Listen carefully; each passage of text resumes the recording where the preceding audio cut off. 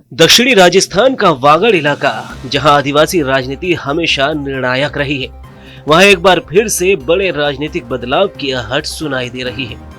रोत की party BAP को यहां एक बड़ा झटका लगा है।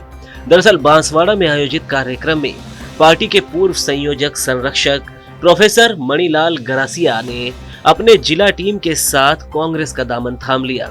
ये सिर्फ दल बदल नहीं, बल्कि वागड़ के राजनीतिक धुरी में बदलाव का संकेत माना जा रहा है।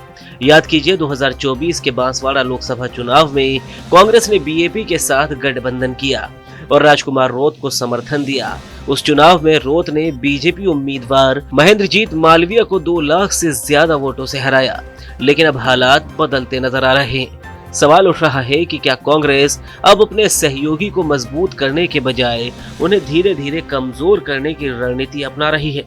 प्रोफेसर गरासिया जैसे प्रभावशाली आदिवासी नेता का कांग्रेस में शामिल होना सिर्फ संगठनात्मक नुकसान नहीं, बल्कि संदेशात्मक भी है। वो लंबे समय से आदिवासी राजनीति में सक्रिय रहे हैं, भील प्रदेश मुक्ति मोर्चा जैसे एजेंडा से जुड़े रहे और गढ़ी विधानसभा से चुनाव भी लड़ चुके हैं। ऐसे में उनका जाना बीएपी की जमीनी पकड़ पर असर डाल सकता है। कांग्रेस में शामिल होने के बाद प्रोफेसर गरासिया ने बीएपी पर नफरत और जातिवादी राजनीति के आरोप लगाए। उन्होंने पार्टी की कार्यशैली को दिशाहीन बताया और कहा कि कुछ नेताओं के निजी स्वार्थों से क्षेत्र का विकास प्रभावित हुआ है। यह आरोप बीएपी की साख पर सीधा प्रहार माना जा रहा है।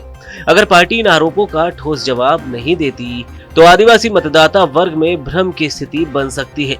सियासी जानकारों का मानना है कि यदि कांग्रेस इसी तरह बीएपी के स्थानीय नेताओं को अपने पाले में लाती रही तो आने वाले पंचायत और नगर निगम या परिषद चुनावों में इसका सीधा असर दिख सकता है। स्थानीय चुनावों में संगठन और कार्यकर्ता नेटवर्क सबसे बड़ी ताकत होते हैं। यदि बीएपी का जिला और ब्लॉक स्तर का ढांचा कमजोर होता है तो कांग्रेस को उसका सीधा फायदा भी मिल सकेगा। वागड़ क्षेत्र में अब तक बीएपी, बीजेपी और कांग्रेस दोनों को ही कड़ी टक्कर देती रही, लेकिन अंदरूनी टूट अगर बढ़ती है तो मुकाबला दोबारा से पारंपरिक तौर पर कांग्रेस बनाम बीजेपी का हो जाएगा। सबसे बड़ा सवाल यही है कि अब राजकुमार रोत का अगला कदम क्या होगा।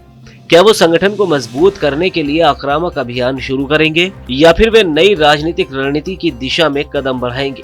राजकुमार रोत के सामने दोहरी चुनौती है। एक तरफ संगठन को टूटने से बचाना तो दूसरी तरफ कांग्रेस से रिश्तों की नई परिभाषा तय करना। वागड़ की राजनीति अब नए मोड़ पर है।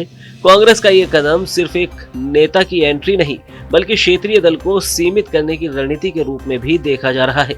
आने वाले महीनों में पंचायत और निकाय चुनाव इस राजनीतिक बदलाव की असली परीक्षा होंगे और वहीं तय होगा कि क्या बीएपी अपनी जमीन बचा पाएगी या कांग्रेस धीरे धीरे उसे अपने दायरे में समेट लेगी।